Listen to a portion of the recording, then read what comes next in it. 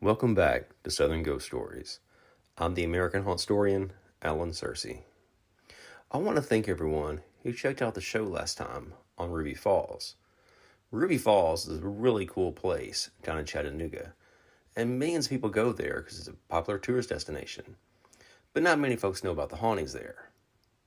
So for today's show, I'm going to stay in Tennessee, but I'm going to Hendersonville, Tennessee to talk about Rock Castle. Centuries ago, long before the land of Sumner County, Tennessee, felt the footsteps of European settlers, it hummed with the harmonious rhythms of Native American tribes, thriving along the tranquil banks of Drake's Creek and the majestic Cumberland River. But the winds of change swept through the region in late 1779 when Daniel Smith, a seasoned land surveyor, ventured into the wilderness to chart the border between North Carolina and Virginia. Entranced by the untamed beauty of the land, Smith returned in 1784 with his family, staking a claim to over 3,000 acres on the eastern side of Drake's Creek, near the Cumberland River.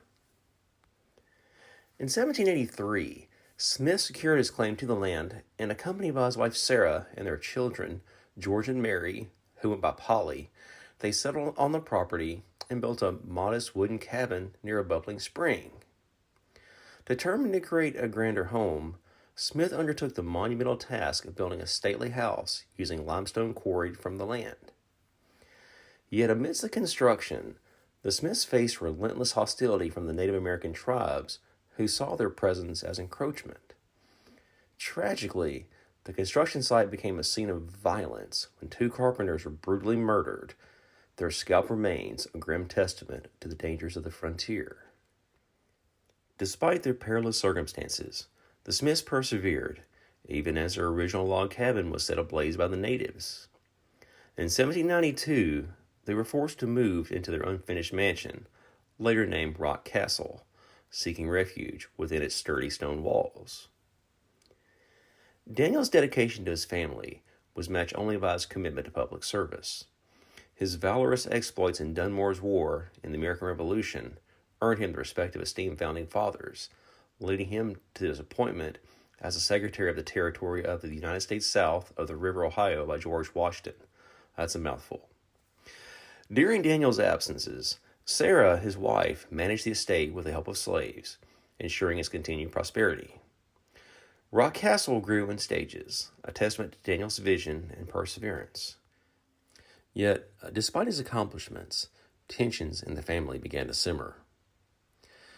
At this time, Daniel's daughter, Polly, began to date Samuel Donelson, the brother-in-law to Andrew Jackson. Daniel Smith was objected to the match due to a significant age gap between Polly and Samuel, but the young couple's love could not be deterred. Determined to be together, Polly and Samuel, along with Samuel's brother-in-law, John Caffrey, they devised a daring plan to elope under the cover of darkness. One fateful night, as the moon cast its silver glow over the Cumberland River, Andrew Jackson, Samuel, John, and their trusted accomplices stealthily made their way to Rock Castle across the Cumberland. With nerves taut and hearts racing, they approached the estate, careful to avoid detection. Upon reaching the mansion, they encountered two of Daniel's slaves, whom they subdued without a sound. With practiced precision, they positioned a ladder against the attic window where Polly awaited, dressed in her wedding gown. In a scene straight out of a romantic novel, Polly descended the ladder into Samuel's waiting arms, her heart pounding with anticipation. Silently, they stole away into the night, leaving behind the tranquil grounds of Rock Castle and the sleeping father, Daniel Smith. Crossing the Cumberland River, the fugitive lovers found sanctuary at Hunter's Hill, where Andrew Jackson had arranged for a minister to marry them. In the flickering light of a candle flames, amidst the hushed whispers of the night, Polly and Samuel exchanged vows. As the dawn broke over the horizon, Daniel Smith awoke to the shocking revelation of his daughter's elopement. Fury and betrayal surged within him, and he vowed to hold Andrew Jackson accountable for his role in the affair. But despite his initial fury, Daniel and Jackson reconciled, united to care for Polly's children after Sam's untimely death. After Daniel's passing in 1818, Rock Castle passed through generations, each leaving their mark on its storied halls.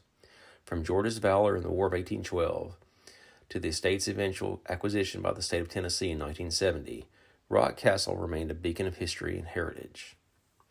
Today, Rock Castle stands as a testament to the enduring legacy of Daniel Smith and his descendants. As a cherished landmark and museum, it continues to captivate visitors, offering a glimpse into the past and preserving the spirit of generations past. With each passing year, Rock Castle weaves itself deeper into the fabric of Sumner County. So even though the staff doesn't really talk about the ghost stories, the grand halls and elegant chambers of Rock Castle have been whispered to harbor more than just echoes of the past.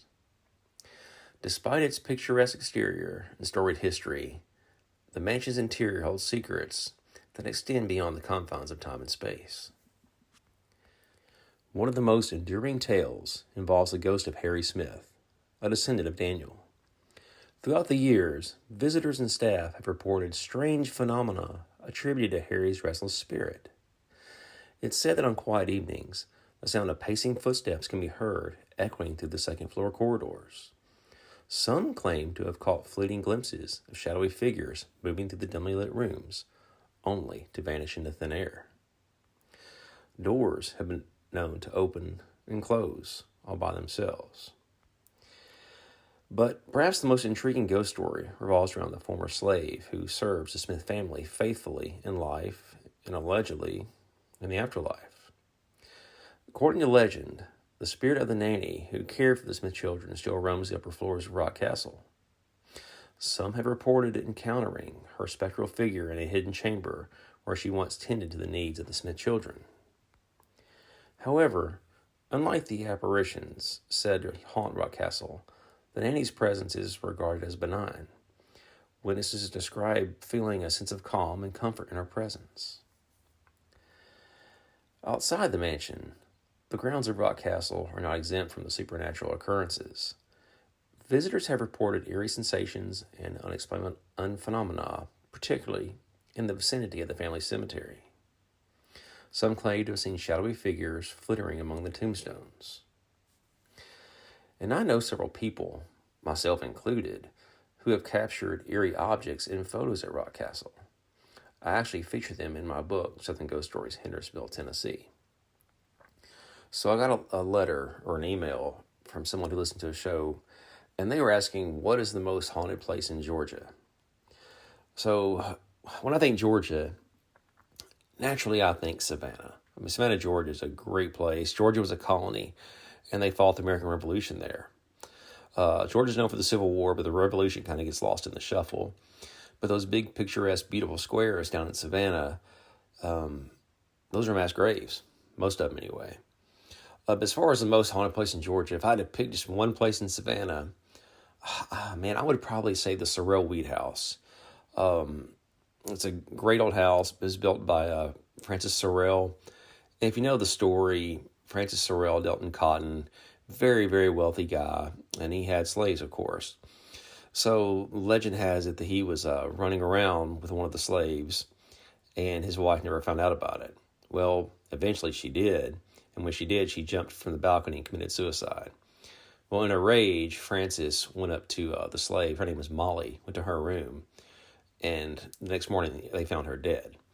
So looks like Francis killed his lover/slave.